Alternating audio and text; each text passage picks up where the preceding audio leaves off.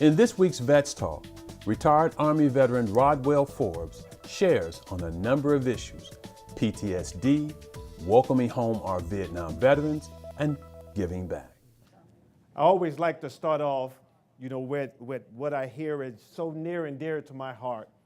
My country, 'tis of thee, sweet land of liberty, of thee I sing. Land where my fathers died, land of the pilgrim's pride. From every mountainside, let freedom ring. Hi, my name is Sergeant Major Rodwell Lincoln Forbes, Jr.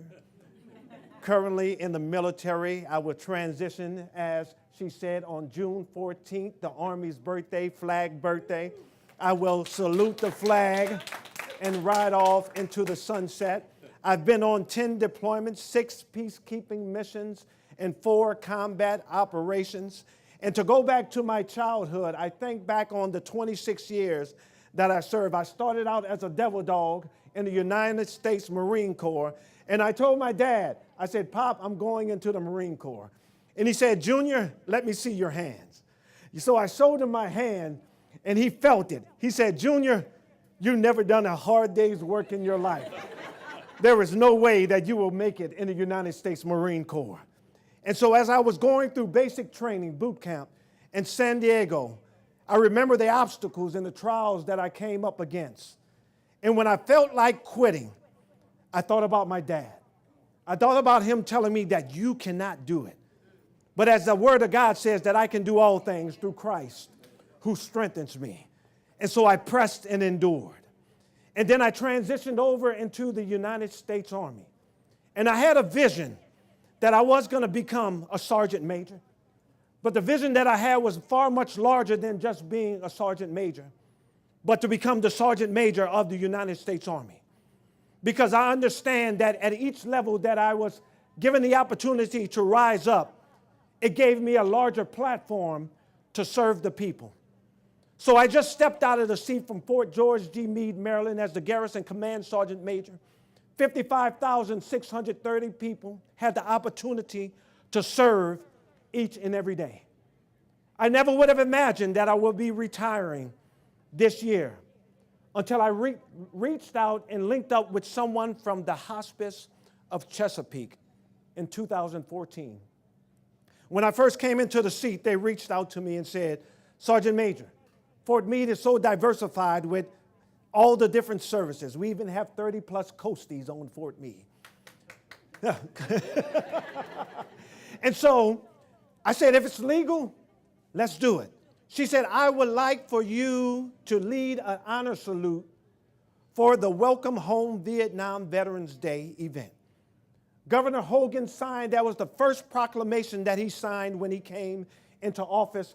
And I said, "Diane, the pleasure would be all mine." So I gathered up roughly around 35 servicemen and women. We had roughly around 200 Vietnam veterans and their families there. At the end of the keynote speaking, I called them to attention.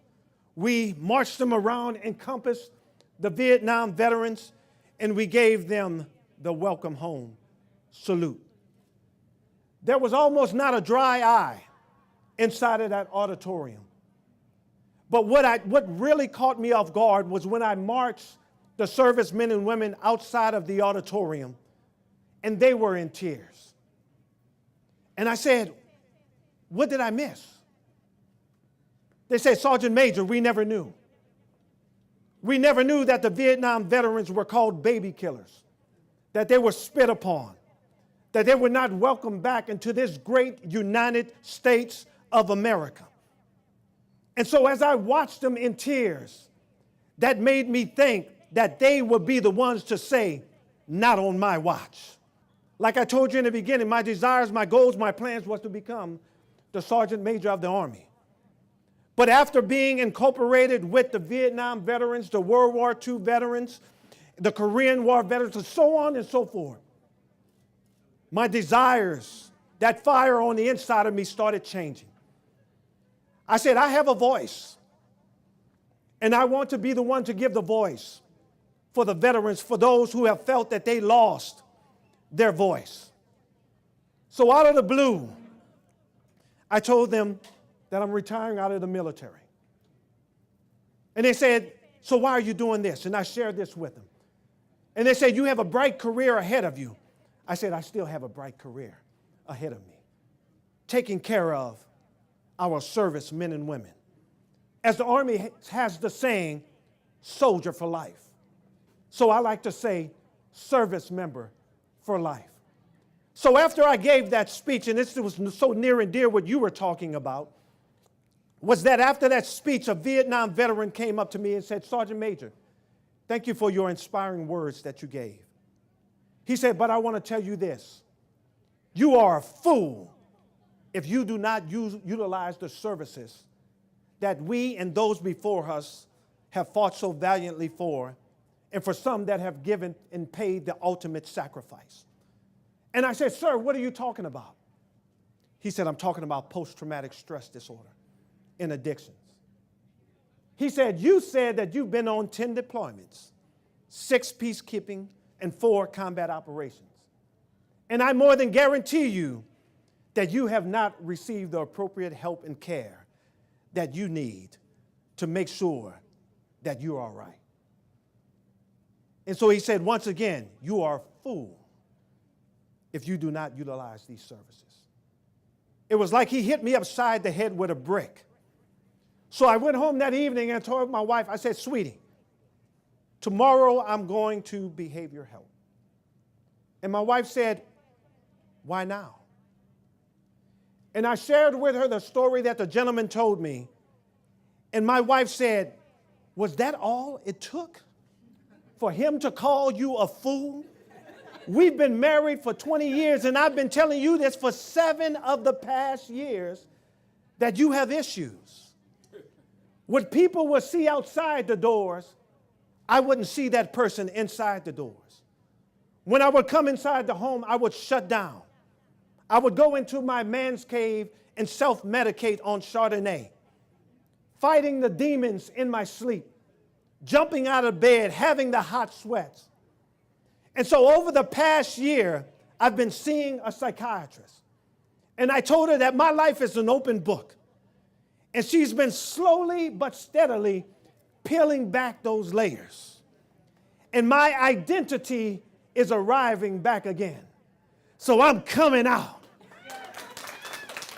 And so each and every day I tell my wife, I'm coming back, sweetie. I'm coming back. And my wife say, I like what I'm seeing. And so that's what happened on giving birth to F3MC, Forbes Foundational Freedoms Motivational Coaching.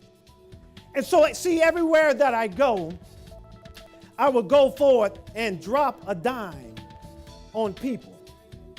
And it's literally a dime on the business card of the F3MC. And what does the dime signify? Desire, inspire, motivate, and empower.